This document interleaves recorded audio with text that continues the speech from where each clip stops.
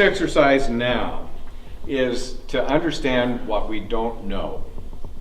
Does that make sense? To understand what we don't know. And so we're going to spend a little time. I've never done this with a group before, so I hope this goes well. You guys are guinea pigs in more ways than you'll ever know. So what I would like to know is, in terms of how things are going, in terms of the whole world, how things are going, what is it we need to hear from our stakeholders, the stakeholders in this enterprise that we call church, being church together. So what do we need to learn from our clergy, for example? What could they tell us? If we've got all the clergy in one room and we had a chance to ask them some questions, what could we learn from them? What is it we don't know about their day-to-day life and the things? And some of you are clergy serving congregations already, so you should be helpful in this conversation. Second thing that I'd like to know is about lay leaders. You know, if we had lay leaders of congregations, this is what I'm hearing out in the field from a lot of lay leaders. They're disillusioned. You know, when Bill was talking, he said the one lady that said we can't attract young people to our church. I don't like it when anybody tells me we can't do something. That's when I'm going to double down and show you we sure as hell can. You know, but no, don't tell me we can't do something. You can't tell me you've explored everything. But that's a mark of disillusionment when you get to a point where you say we can't do that, or we don't seem to be able to. And so what is it that we would be hearing from lay people? And then the third group that I'd like to know about is people that engage in our camping ministry, or our conference center, particularly the people that are engaged in the camping program in and of itself. What is it we need to learn from them in terms of what is this experience doing for them in terms of enriching their life, and you know, where is it, what makes it such a valuable thing, you know, for everyone. And finally, I would like to really know what this community needs.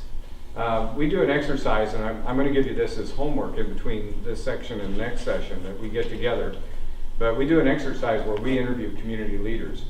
Instead of a bunch of us sitting around a room trying to figure out what we think they need, we actually go and talk to them. And that's the way that you find out the best. We've done it with New Church for years. We're doing it now with transformational congregations. And one of the results have been just marvelous. In St. Louis, we're working with Webster Groves Christian Church. We sent them out to do interviews in the community. The first person they went to call on was a school district official. And she was ready for them to come in and to tell them what they're doing wrong and why they need to be teaching creationism or something like that, when she saw she had an appointment with the church group. And the group came in and they said, you know, we're just really interested in our community, and we want to be God's hands and feet in this world. And we'd just like to hear from your perspective what you think kids here need. And she actually broke down and cried in front of them. She said she'd been working that job for 26 years. Nobody had ever come in the door to ask her what she thought. Everybody instead came in to tell them what they thought, but nobody had ever asked her what she thought. It was the first experience in that. And it was kind of funny with Webster Grove. They talked to police people, they talked to social workers, they talked to all kinds of different people. They all came back with the same thing. Early childhood education is a big need. And I don't know if you realize it, but in their particular community, what would happen is if you put your child in early childhood education, if you were a person that was living in poverty, you would have to give up some of your other federally funded aid in order to put your child. So you had to pick between having food or between putting your child in early childhood education. It was kind of the way it was coming out.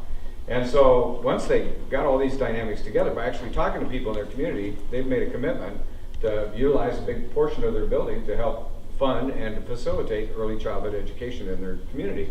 But they would have never gotten there had they not talked to people. So we're going to invite you in this process to talk to some of your people too as time goes on. So this is what I want to do. We're going to make 3 tables. Table number 1, and let me just say this. You can choose whichever table you would like to go to. However, you're limited to the number of seats at the table.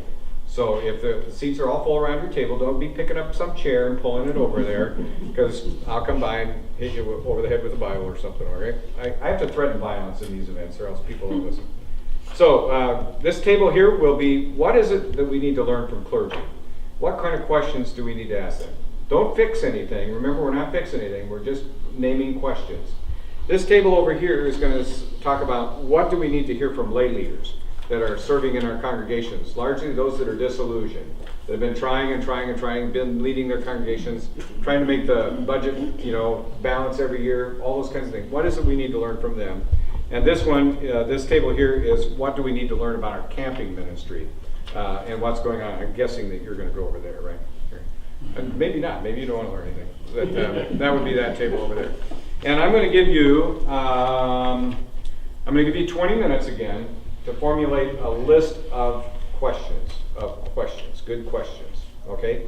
And let me just say a couple things about questions. I'm going to put some resource sheets on the paper. This is called survey questions. No, let's not get into the design phase yet. Think about good questions. Good questions don't have a yes or no answer to them, do they? Good adaptive questions are open-ended questions that lead people to a deeper thought process in terms of what it is you're asking them about. Anybody else have any good, anybody else that's been in therapy or anything like that, you kind of know what a good question is. Anybody want to add? Yeah. I cannot anticipate what the answer might be. Yeah, where it's not a given what the answer is. It would be something we couldn't anticipate. Another piece to asking good questions. Yeah. It's not voyeuristic. Not voyeuristic. Right, I'm not asking so that I can know more. About you. I'm asking the question so that you can do some deeper thinking about what's important to you. Yeah, right. All those kinds of things. Clear?